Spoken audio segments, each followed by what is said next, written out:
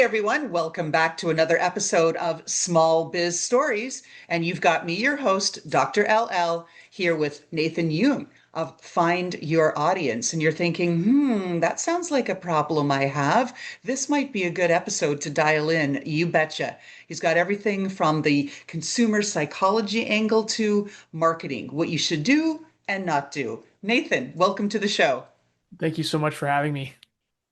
Well, it's always fun, right? We get all of these different opportunities to be able to talk to folks like yourself who just want to add value and say, hey, here's some really interesting things people can do. So before we even get into it, just to prove to our audience this is what we do, I'd like you to start the show with your best tip for go to market for our entrepreneurs.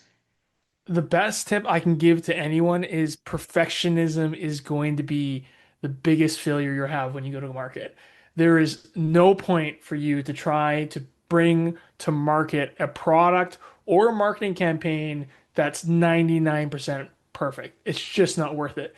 Let me say this with one caveat. If you for some reason have the budget to do a Super Bowl ad and that's your campaign, okay, you got to do the 99%. But I have a feeling most of you that are listening, you're not spending millions and millions of dollars on your first placement. You're not going to get a ton of reach. You need to get validation. So just go out there. 80% product is going to take your business farther, give you better observations and learnings than trying to do something perfect. Oh, amen to that. And this is a shout out to my mentor of the last 27 years, dare I say, Dennis, who had always said that because we worked together. The first company that we were in, where he was my boss, it was a tech company and it was all about how do we go to market. And he's like, it's not features, it's not functions. That's not what we do. And you're all scientists and you need to stop it. He goes, we can't be 99.99999% ready. We will never, ever get out of the gate, and that has haunted me, ever since. Now I'm like 80%. Yeah, sounds good. Let's go. It's so true. It's so true. We get caught up in that. Oh, indeed. So for the folks who are listening through traditional channels like Spotify, iHeartRadio, and whatnot, listening to the podcast, they don't have the visual experience. So I'd like you to describe whatever you want about your funky background and green lights, about yourself and where you are. So folks go like, okay, that's the voice of Nathan. Okay, I got the vibe. Yeah, so I'm sitting in my Vancouver home. I live between Vancouver and Toronto, Canada. So my little setup here is a little bit more podcasty. I got a little background. I've got some books that I like. I have little gifts from people that have, and some client stuff as well. I have an MRE package actually came from one of my good friends who I think just finished his tenure, 30 years in the U.S. Army. So I have that over there. A little bit about myself. I've been in marketing, gosh, probably well over 10 years now. I work with some of the largest SaaS companies across Canada. The largest client I have is Constellation Software, where we work with, a small portion of, I think, they have 600, 600 plus software companies that they work with. And we really do everything from being your marketing team to being a support team that just enhances a marketing manager. Really, what we're trying to do is bridge that gap where, it's hard to get your first marketing manager. So rather than hiring a marketing manager, you can hire a marketing team for the same, for the same price. And that's really the niche we fit in. Um, my personal background, I think, if you were to say, hey, Nate, what's your biggest technical skill sets right now? I would have two. And one's weird right now because SEO has changed. I've been doing SEO, I think now longer than 16 years. Wow. And then recently, for many of you that know, generative AI is such a hot topic. I run a marketing agency. It's an existential threat to my business. And because of that, I have become fairly well versed in AI. I think I'm subscribed to probably over 14 tools. Our company uses anything from workflows to direct LLM tools like ChatGPT, Claude, Minimax, and other agentic tools. So now I also talk on AI. I was not ever planning to, was not my goal. But because I run an agency and it's an existential threat, I suppose I just kind of fell into becoming a champion and an expert in generative AI. Ooh, excellent. So lots of touch points here. So I'm always excited to talk to all of our guests, but talking to a fellow Canuck, right? Another person from Canada, north of the border, and a fellow marketeer, this is going to be fun. So let's get into some things. You talk about AI as that existential threat to marketing. And this is not a shallow statement. I've talked to a lot of my folks that I've known over the years. They've run their marketing agencies, social media firms, and whatnot.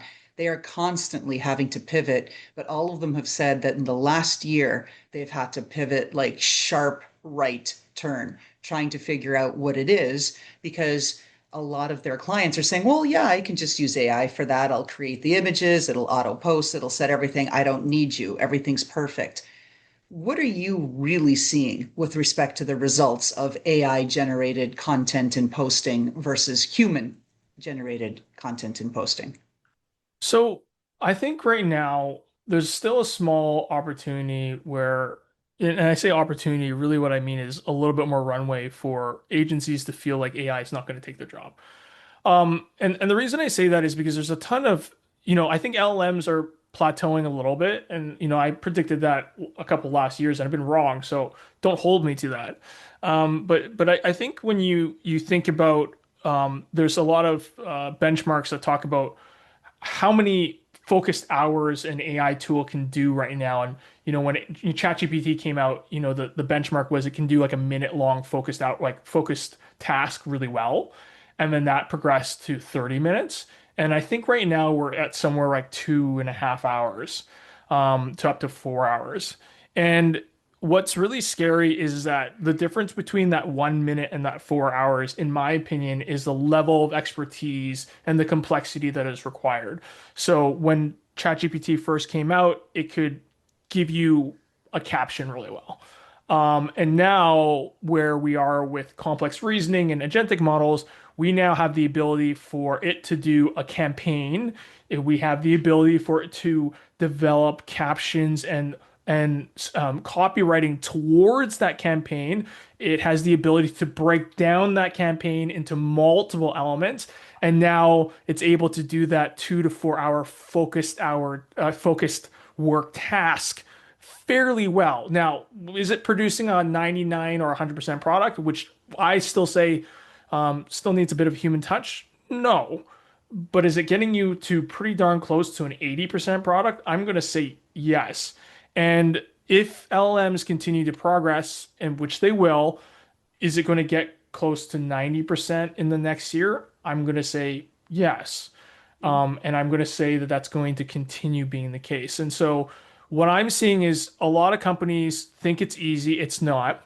You are going to be investing, and I'm exaggerating, so don't take this number, but it's just for illustrative purposes. You are going to be spending, call it 300 hours to save 60% of your time on an hour task.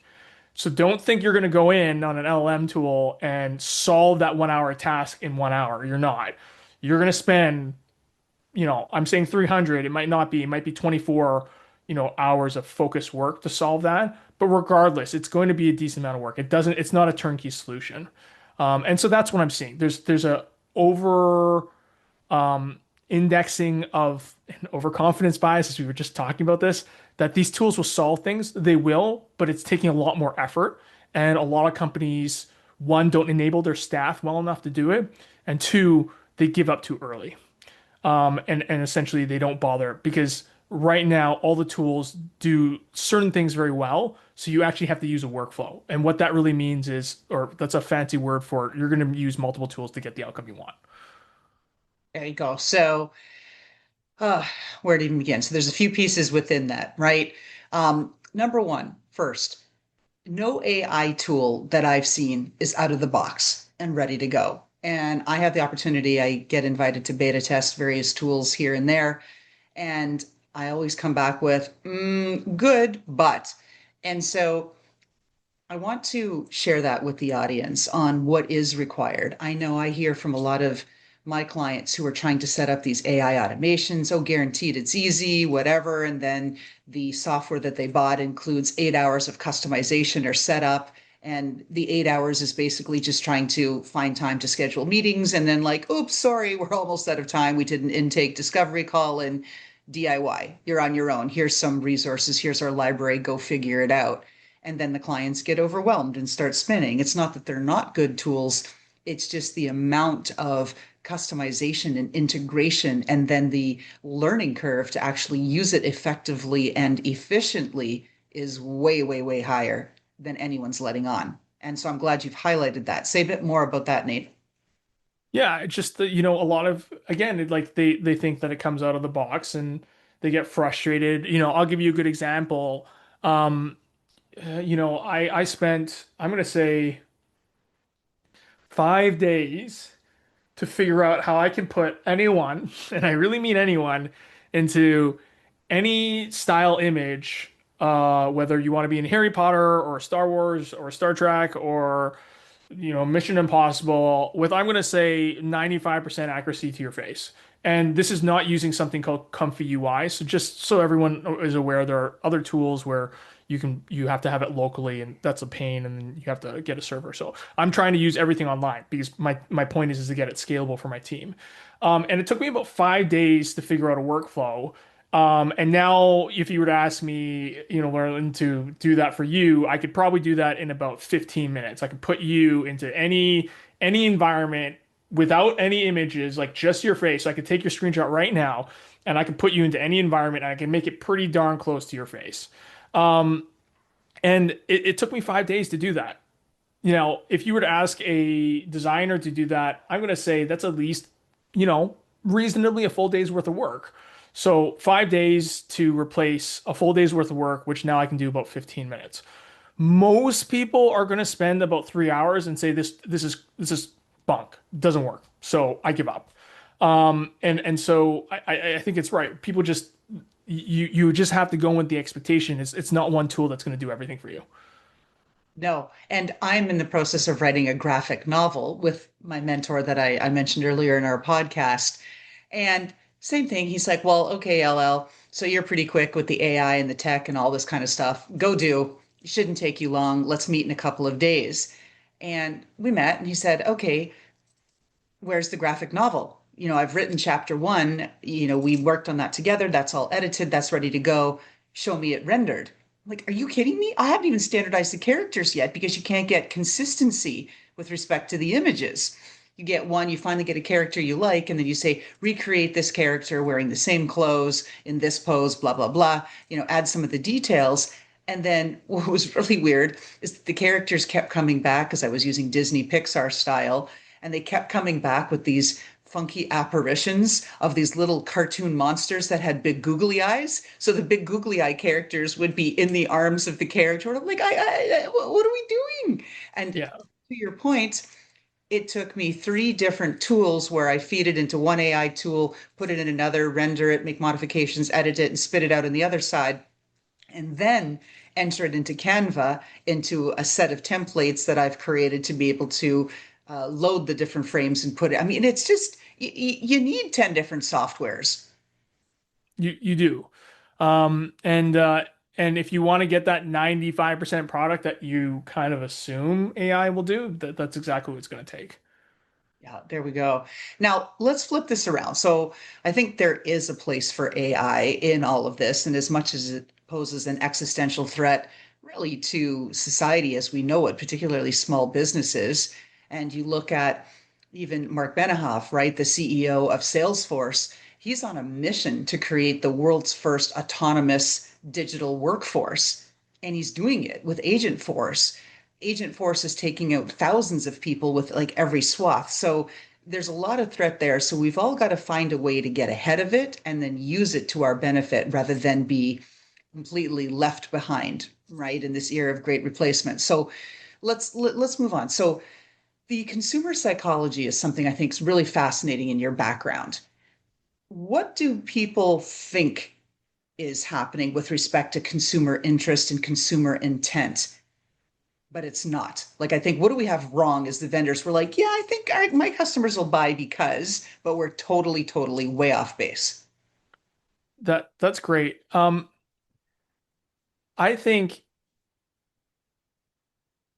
what is interesting is assuming that customers come to you knowing what features solve their problem and the fact that they've taken the time to understand that.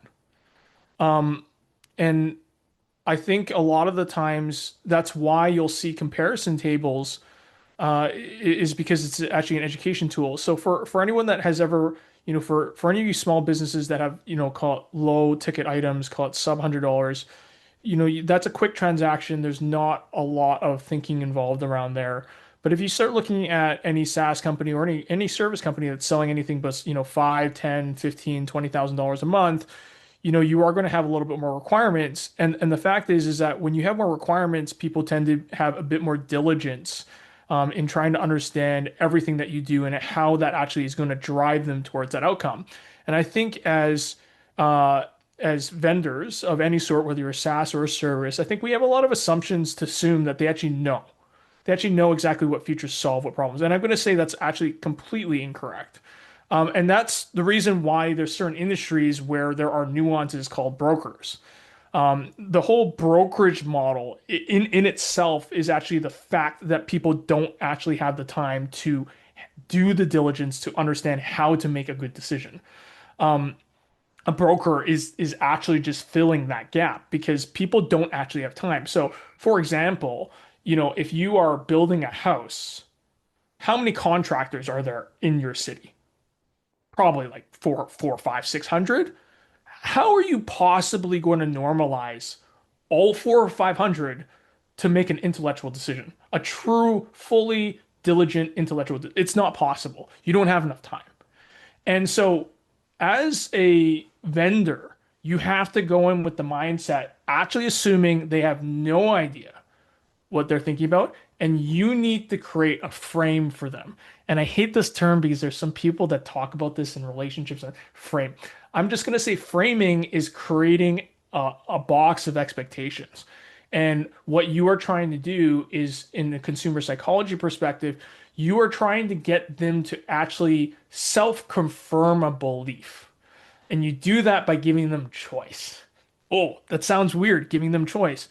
What I'm trying to say is when you don't give someone choice, they don't have a frame. What I mean by that is if they don't have a frame is because they only have one point to look at. So if you are a service provider and you go, I have one subscription, $59 a month. That's it, nothing else. People go, I don't really know if that's the right price. I don't know what I'm getting for that. I don't know any differences. When you give them three prices, the reason why that framing works is because whether or not it actually even makes sense, they're going to look at the $19 one, the $59 one, and the $199, and they're going to make their own assumptions as to how that value changes between the three.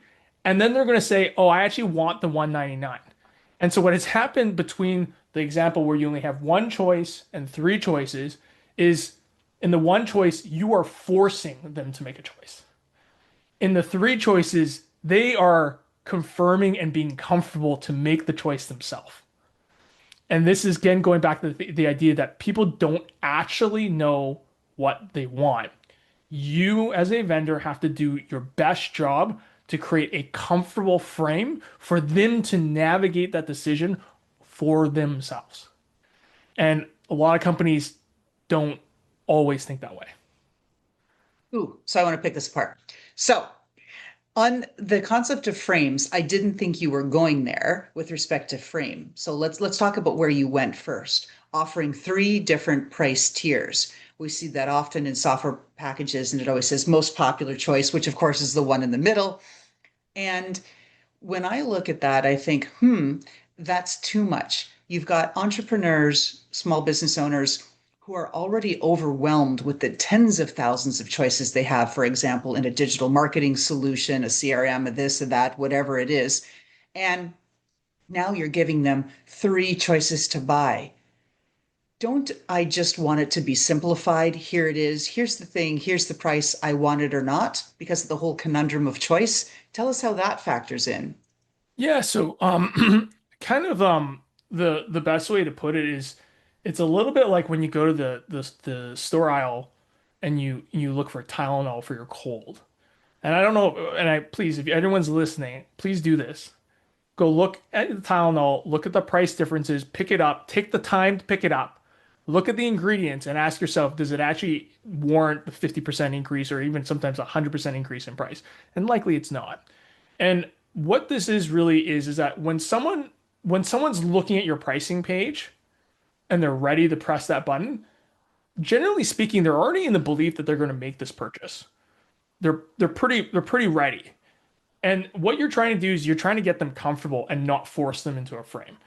So if you go back to the Tylenol example, if you kind of know Tylenol helps with coughs, but there's just Tylenol, but you know it helps. So you buy it, you're forced into buying something that just says Tylenol, pain relief. When you see a Tylenol with a cough and cold and whatever, it's going to be 50% more. Their brain automatically just makes the justification that that's the symptom that they have, so therefore it must be better, so therefore I will buy it. And so while yes, sometimes, especially when it comes to more earlier stage funnel stuff, I think when you're in the earlier stage of the funnel, you don't want to give people too much choice. That's why when you look at typical blog pages or landing pages, you don't want to have 32 CTAs. You want to have maximum like two. But when it comes to actually making a decision, you do want to give them a little bit of choice, but you want to make those choices clear, right? So what I'm trying to say is like, don't do a $19 one and a $59 one and a $199 and have a feature list that's like one line difference because that's going to be incredibly ambiguous. If you make it very clear that there's like 32 different elements between each one, so it's just like so massive that it's just very easy for them to figure out, they're just going to equate the value to that and then they're going to feel more comfortable with that decision. And again, this really just goes back to what I'm trying to do is when there is only one choice and they don't actually know what they're buying, most people are unhappy with that purchase. And you'll see this in negotiations. There's tons of studies on this. When I offer you, so if say if you and I were working together, Lauren, and you're like, hey Nathan, I'm ready to do this. My monthly retainer is 5 grand, and I immediately go, no problem, zero hesitation. There's like a little part of you that's like upset because Money on the table, Nathan. yeah. So you and the wildest part, right, is if we give now that frame two choices. So going back to that scenario, you go, Nathan, $5,000. I go, you know what, Lauren, I would love to do that, but right now I'm a little tight on budget. I'd love to do $4,500. And you go, you know what, Nate, I can do that. You're happier. Now, if you place these two scenarios side by side, you get the 5 grand, you're unhappy. You get the 5 grand offer and a 4,500 counter offer. You accept that counter offer, you're happier. And that's just because you have a frame. Because now I've given you a top and a bottom, and the bottom of that actual one outside of 4,500 is no contract. So it's 5,000, 4,500 no contract, and the first one is 5,000 no contract. And yet you are unhappy in that first one, but you are happier in the second one, even though you're losing $500 on an absolute basis. And this is just, again, like, this is just how humans work. We feel more comfortable when we can create borders. And if we can, and we create it, not like the vendor helps create parameters, but then ultimately the consumer is the one that creates the borders themselves. They go, oh, this must be the bottom line, this must be the top line, and this is the whole thing that we generate our own beliefs. And when we make a decision, we will generate beliefs to enforce that decision. And that's just no matter what. So that's again, like, again, this is all the nuance of consumer psychology.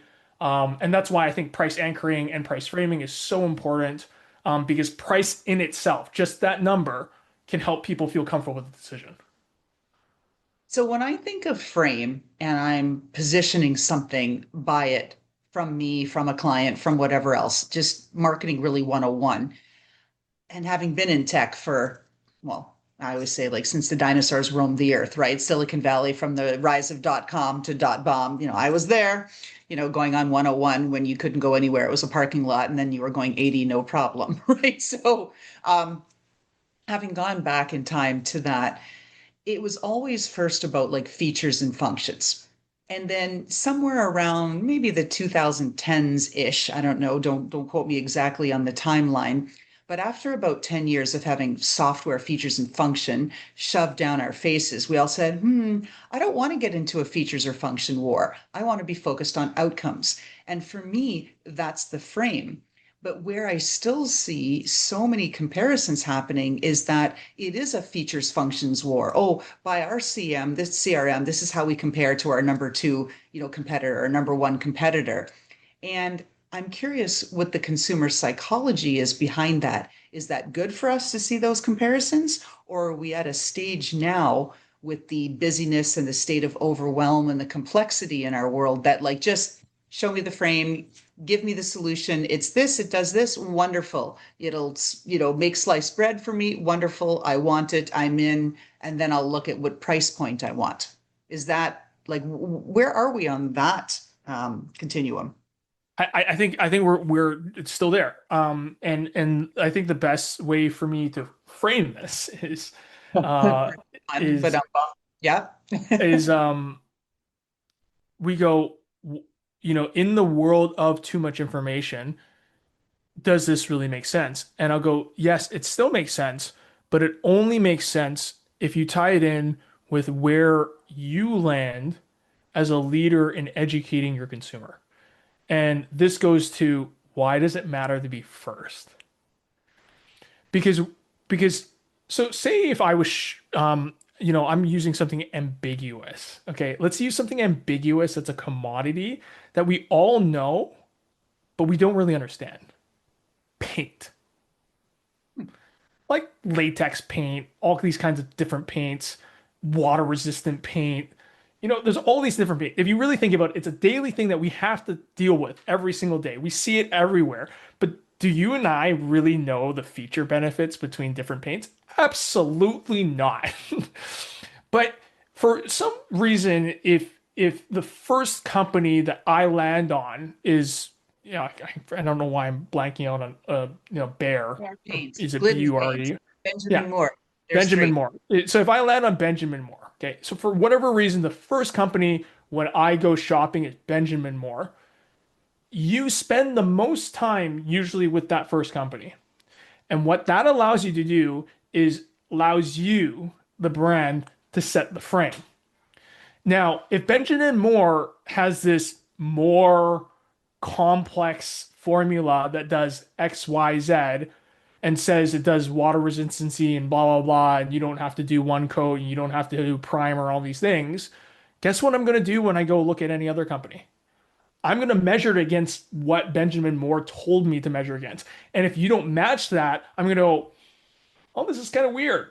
And now I have to make a choice. Do I measure it against Benjamin Moore, or do I educate why my second choice may be as good as Benjamin Moore? And most of the time, you don't want to do that because you just want to make a decision, and that's so much more effort. So you're right in the sense that more information is very overwhelming for most people. But if you are the first person that they land on, more education is going to actually frame out your competitors, because essentially what ends up happening is you become the benchmark. And a great example of that is cars, right? So many different things in cars, the type of leather, the wheel, the wheel sizes, the horsepower, the accelerator, all these things. And if you've never bought a car before and the first car brand is you land on teaches you all of these specs, you naturally will go to the next car competitor and match those specs. That's why it's powerful. Because if the other competitor isn't doing one to one, you're winning, or you're making it more difficult for that second competitor to win. But how do we get to be first, Nate? Oh, Right? that's then very intentional marketing, right? You have to understand where your market, like where your consumers are. And I know that sounds so simple, and it's not, right? Um, for I talk about this all the time. Like 99% of my job as a fractional CMO, which is what I do for a lot of companies, is really just identifying the highest priority channels to begin with. But there's a reason why mature companies are omni-channel.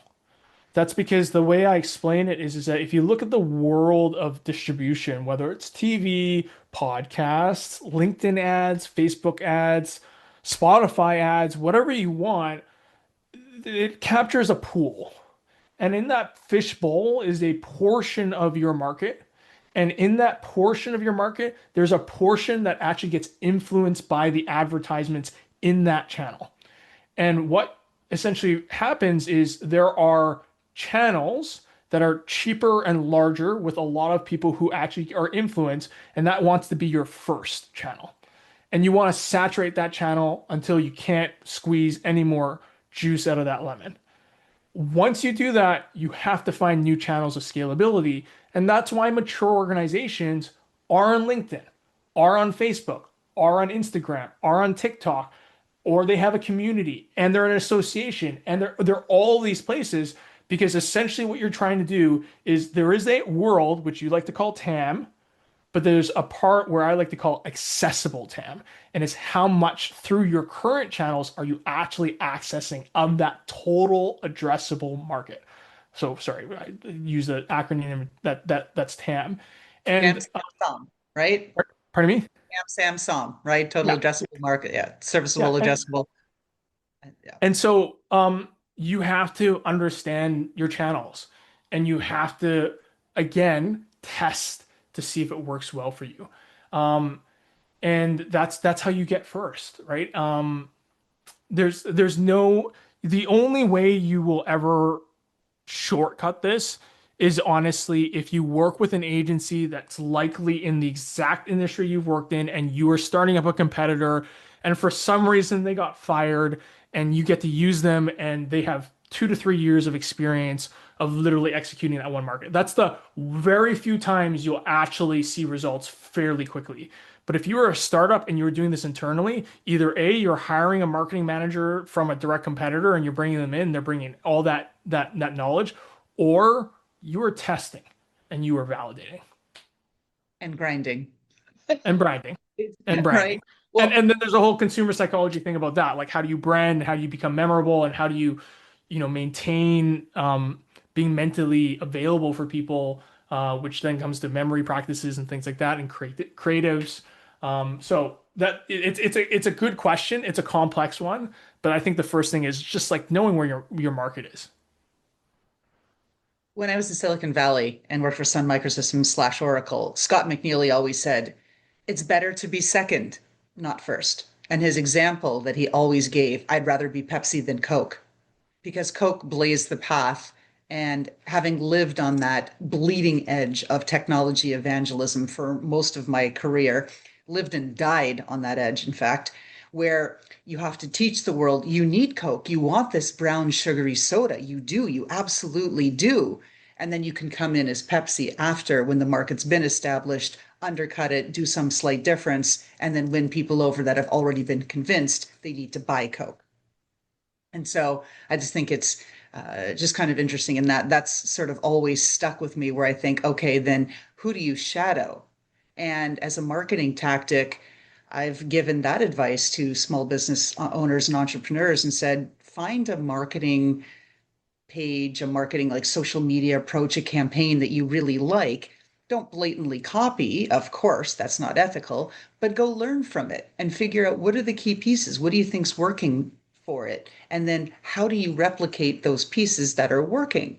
Right? It's all learning. This is what I think most of the AI tools are doing is that they're trying to accelerate that for us and saying, hey, we did some of the learning, we looked at the best of the best, and we're bringing this to you. But then it falls apart because it's too much sameness. I think is that's my theory anyway. Yeah, and I agree with that. And the one thing that I will say, I think there's reasons to be number one and there's reasons to be number two. And I'd say if you have outside investors, you're gonna have to be one, or you're gonna have to strive to be one. But if you're a private company, there's nothing wrong with being number two. There's nothing wrong being number two. If you don't got to report to anyone else, being number two is just fine. Yeah, exactly. Now, people are saying, again, people being other marketing experts and whatnot, that ClickFunnels are dead. They're a thing of the past.